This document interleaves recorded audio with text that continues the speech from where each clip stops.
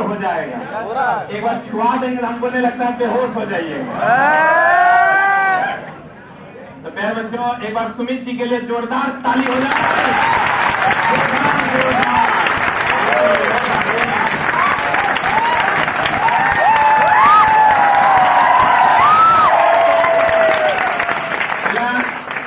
सुमित जी कहाँ से हैं और इनके पिताजी क्या करते थे और इन्होंने कैसे फाउंडेशन एंड टेस्ट को कैसे किया, कैसे इन्होंने कितना टेस्ट दिया और कैसे कैसे इन्होंने तैयारी की, इन सब बातों पे हम इन्हीं से सुनेंगे 2 मिनट और फिर हम लोग आज फिजिक्स का पहला चैप्टर स्टार्ट करने वाले हैं। ठीक है, रेलवे के ज्वाइनिंग लेटर के साथ उम्मीद करेंगे कि पहला दिन शुभ है, अंतिम दिन भी शुभ होगा।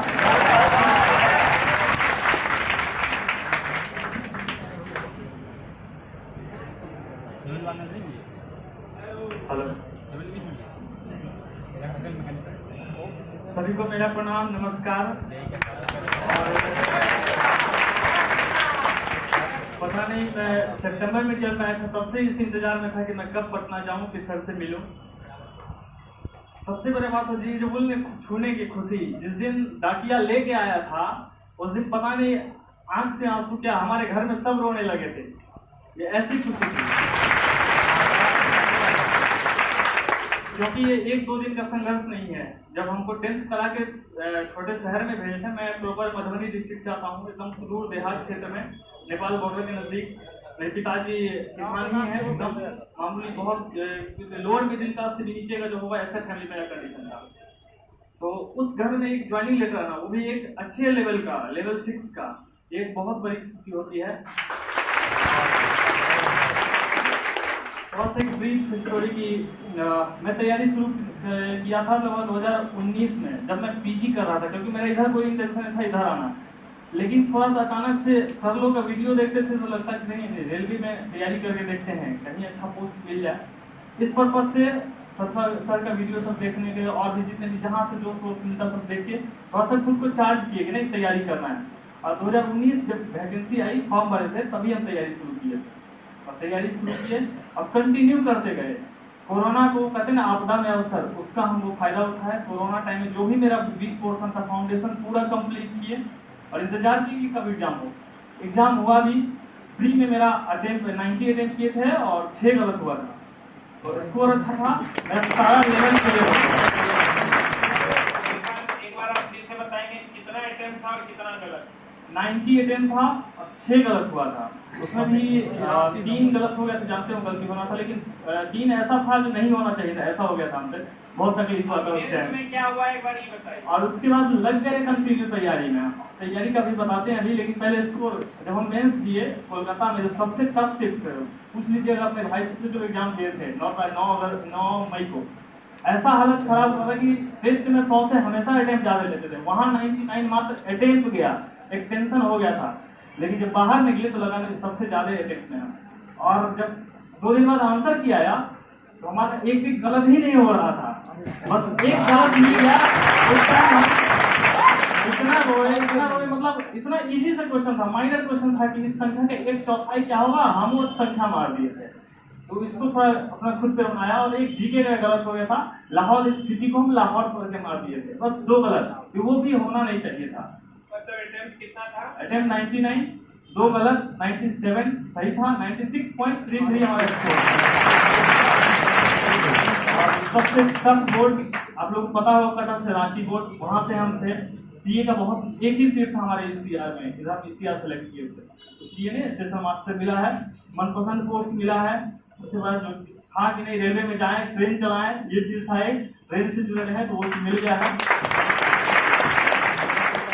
और मेरा सारा मतलब हर लेवल क्लियर था, लेवल 3 तक का जाता है, सब में मेरा रिजल्ट है, सब में जनरल में रिजल्ट है। जनरल ओबीसी जब कोई मायने नहीं रखते, आप तैयारी कीजिए सिर्फ एक सीट का, वो भी जनरल में, कोई कैटेगरी ओपिनियन नहीं सोचिए, तभी आपको एक सीट मिलेगा। ये कभी सोचिएगा क्या ओबीसी का 7 कट ऑफ जाता है ना, मेरा 65 स्कोर आ रहा है, सेफ है, कभी नहीं होगा result. Simple, cut off cross करने से रिजल्ट नहीं होगा, टॉप करने से रिजल्ट होगा, हमेशा ये ध्यान रखिए।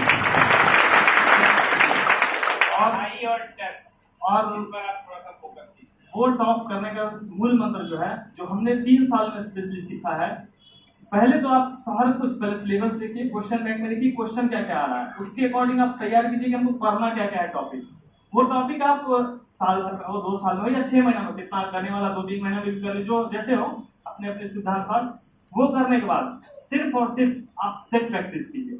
और सेट प्रैक्टिस में भी 2 चीज होता है। बहुत लोग बोलते हैं कि ऑनलाइन एग्जाम होता है, ऑनलाइन सेट प्रैक्टिस करें, लेकिन मेरा अपना जो एक्सपीरियंस रहा है, हम हमेशा से ऑफलाइन प्रैक्टिस किए। और लास्ट में जब एग्जाम आता था उससे 1 महीना पहले से ऑफलाइन को छोड़ देते थे, सिर्फ ऑनलाइन। यहाँ पे होता क्या है, बहुत ये फील किए हैं बहुत बच्चे में कि शुरू से ही ऑनलाइन में लग जाते हैं, वो 1-2 चैनल का अपना खरीद लिए उतना ही पता लग जाते हैं। इससे नहीं होता है। आप जितने भी अच्छे टीचर हैं, जहां से आपको सोर्स मिलता है, हर जगह से आप लेके दम दबा के सेट मारिए। हम लोग पीटी में हम जब काउंट किए तो शायद हम पीटी का 230 सेट मारे हुए थे, जब हम जेरॉक्स कॉपी हटा रहे थे। और मेंस में 365 दिन का साल होता है, लेकिन मेरे पास 412 सेट था जो हम हटाया। साइको टेस्ट में इंडिया में कोई भी ऑनलाइन चैनल नहीं था जिसको हम टच नहीं किए थे, सबको मार गए थे, सबको। 10-10 घंटा लैपटॉप पे बैठ के सेट मारे थे, क्योंकि एक टारगेट था कि एक सीट हमको लेना है तो लेना है, अब नहीं तो कभी नहीं। इस मोटिवेशन के साथ पढ़िए। सबसे बड़ा है रेगुलरिटी। जितना आप रेगुलर रहिएगा ना, आपका कभी तबीयत खराब होगा। और करिएगा आप रेगुलर पढ़िए आराम से, कभी आपको एक सर्दी तक नहीं होगा। लेकिन जब भी गैप करिएगा आपका तबीयत खराब हो जाएगा, क्लास छूट जाएगा, टेस्ट छूट जाएगा। इसलिए एकदम रेगुलरिटी मेंटेन रखिए, सबसे बड़ा बात है। छठ के दिन तक मधुबनी से मैं दरभंगा में रहता था, तो हमेशा 10 साल से दरभंगे में ही हूँ, क्योंकि बहुत है ना, बहुत गरीब परिवार से आते थे, वो उतना अफोर्ड नहीं कर पाते थे कि यहाँ पटना आए, पटना आके घूम के चले गए थे। तो वहाँ भी छठ से 1 दिन पहले जाते थे घर, और छठ से अगले दिन आ जाते थे। और एक और चीज मैं सब बच्चों को एक सलाह दूंगा करने का, कि आप जो पढ़ रहे हैं कोशिश कीजिए कि अपने से जूनियर हो या अपने साथ वाला, उसको वही चीज समझाइए। ये मेरा एक प्लस पॉइंट था। उसमें हम क्या किए, तो पढ़ाना शुरू कर देते 9th-10th के बच्चे को। 9th-10th के बच्चे को पढ़ाएंगे, एडवांस मैथ हमारा ऑटोमेटिक कंप्लीट हो जाएगा, साइंस हमारा ऑटोमेटिक कंप्लीट होगा। रहा कैसा जो भी रहेगा फाउंडेशन बेस्ट पढ़े रहेंगे, और सेट प्रैक्टिस। और सेट प्रैक्टिस ऐसे नहीं, उसका एनालिसिस। सेट प्रैक्टिस में अगर 90 मिनट टाइम है तो आप 15 मिनट टाइम कम लेके चलिए, और उसके बाद 2 घंटा कम से कम उसका एनालिसिस कीजिए डेली। ऐसा नहीं कि छोड़ देना, छोड़ेगा तो छुट्टी ले रह जाएगा, सिंपल। हम बोले इतना सेट का डेली एनालिसिस किए हुए हैं। अभी भी अगर बैठेंगे तो उतना क्षमता रखते हैं कि टॉप स्कोर पे पहुंच सकते हैं, क्योंकि सारा सेट है। बस यही था सपना कि सर से कम मिले, प्लान ही नहीं बन पाया, अचानक से किस कारण से आना हुआ। सर से मिलने आ गए हैं ज्वाइनिंग लेटर के साथ। से हम ऑफलाइन लेटर से हम लोग का ज्वाइनिंग करवा दिया गया है, लेकिन ऑनलाइन के थ्रू मेल भेजा था, लेकिन ऑफलाइन भेज दिया है। बोला है कम से कम एक धरोहर के रूप में संभाल के रखो, हमेशा छू के खुश होना उस चीज को। वो वहां पर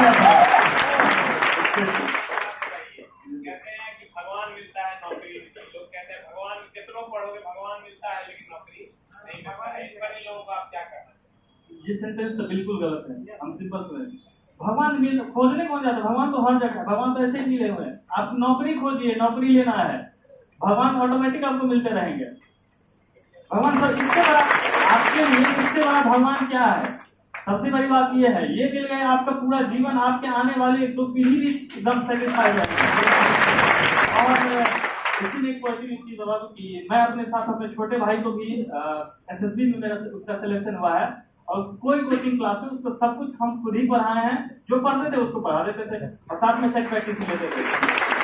और अगर ग्रेजुएशन कंप्लीट हुआ है, लेवल 2-3 में भी उसका रिजल्ट है, 3 में 2 में हुआ है, लेकिन वो एसएसबी उसका पसंद था, वो ज्वाइन कर लिया है उसने, अभी ट्रेनिंग कर रहा है। बेस्ट जो ये लोग मारते हैं तो कभी रेगुलर नहीं रहता, रेगुलर रहना चाहिए कि नहीं रहना? वही बात हम पहले बोले, रेगुलर एक दिन भी मिस नहीं करना है। पॉसिबल हो तो संडे को भी, संडे में तो कुछ नहीं होता है। आपका उस दिन तक कोई छुट्टी नहीं है जिस दिन ज्वाइनिंग लेटर हाथ में ना हो, तब तक कोई छुट्टी नहीं है।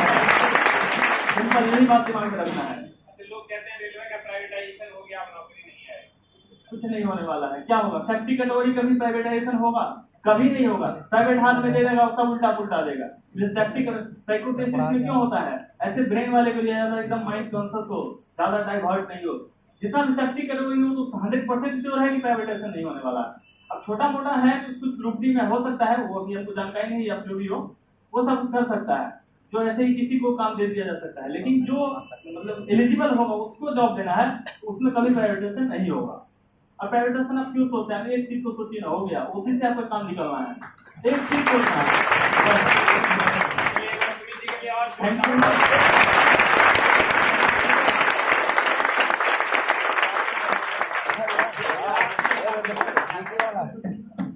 जैसे कोई हिम्मत मिले, लोग कहते हैं गांव घर जाता होगा, कहता होगा वो नौकरी नहीं होगा, ये नहीं होगा, वो नहीं होगा। एक लास्ट लाइन जो आपसे इन लोगों को हिम्मत मिलेगा, इससे सीखना चाहिए, तो क्या हो? लास्ट लाइन बस हम अपना अनुभव बताते हैं कि 3 साल हम उस दिन के लिए इंतजार किए कि कब डाकिया लेके आएगा लेटर और हमारे हाथ में थमाएगा। और मेरा सौभाग्य उस दिन था कि उस दिन हम खुद घर पे प्रेजेंट थे, दादाजी के हाथ में समर्पित किए। तो दादाजी हमेशा जब घर जाते थे, इवन वो आईसीयू में जो उनका ऑपरेशन हुआ तो वहां भी गए, इंटर किए देखने के लिए, पूछते हैं अब कितना दिन, ऐसे ही पूछे अब कितना दिन, और 2 महीने बाद हमारा ज्वाइनिंग लेटर आ गया, उनका ऑपरेशन भी सक्सेस हो गया। ये इंस्पिरेशन खोलिए, आपके माँ बाप कैसे किस कष्ट में आप पैसा देके यहाँ भेजे हैं, कभी उस चीज को याद करिएगा। 500 रुपये जब मांगते हैं, भेज देते हैं, तो कहाँ से भेज रहे हैं, इस चीज को आप गौर करिएगा। भले वो सरकारी जॉब या कहीं कुछ भी हो, लेकिन वो तो सोचिए कि मेहनत करके भेज रहे हैं, उस मेहनत का हमको कुछ न कुछ रिटर्न देना है। बस इतना चीज दिमाग में सेट रखिएगा। अत्यंत सरकारी नौकरी की तैयारी करने वाला कभी गलत नहीं होता है, ये भी दिमाग में बैठा के रखिएगा। निकले ना निकले, एक अच्छा इंसान जरूर बन जाता है। निगेटिव मार्किंग क्यों होता है? यही चीज की नेगेटिव चीजों से आप बचिए, हमेशा पॉजिटिव रहिए, ना आपका कभी गलत संगति होगा ना कुछ भी, सब कुछ पॉजिटिव रहता है। ऐसा हुआ है, हम खुद रियलाइज किए। हम 40 लड़के के ग्रुप में स्टडी करते थे, अभी ग्रुप 3 में लगभग 22 लड़के का फिजिकल के लिए हुआ था, जिसमें से 7-8 का सिलेक्शन हो चुका है और कहाँ अभी ये शायद पता नहीं, और 7-8 ज्वाइन कर चुके हैं ऑलरेडी। सब लड़के एकदम जो डाइवर्ट हुआ लड़का सब, वो सब सही रास्ते पे है और आज परिवार के लिए अच्छा कर रहा है, समाज के लिए अच्छा कर रहा है। तो आप समाज में एक इंस्पिरेशन बनिएगा। कम से कम ये तो होगा ना कि फलाना का बेटा पढ़ता था वहाँ, देखो आज नौकरी मिला है। जिसका बेटा भैंसी चलाता होगा उसको ही बोलेगा कुछ करो, पढ़ो, देखो उसको निकल गया है। ये भी इंस्पिरेशन बढ़िए।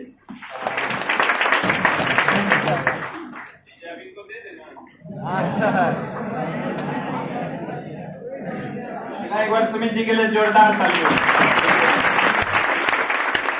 उम्मीद करेंगे कि किसी आप पहले जिला असिस्टेंट स्टेशन मास्टर हुआ करता था, अब स्टेशन मास्टर होता है, ठीक है। ये वो चिलवा कल आया था, 2016 बैच का स्टेशन मास्टर था, अपनी पत्नी को लेकर आया है, वो सुबह 8 बजे वाली बैच में पढ़ती है। तो वो समझो चला अभी उसको लगभग 70,000 रुपये मिलता है अभी, और अपने घर से 30 किलोमीटर दूरी पर वो जॉब करता है। और इतना बढ़िया बच्चा 23 से 24 साल में नौकरी लेके चल गया था। बुढ़वा सबसे जाके पूछोगे ना, कहेगा ओ वैकेंसी कहाँ आ गई, सरकार गलत है। चला हम लोग सरकार के खिलाफ नहीं है, हम लोग सिर्फ स्टूडेंट हैं, हमारा काम है पढ़ना और नौकरी लेके जाना। एक बार सुमित जी के लिए जोरदार ताली।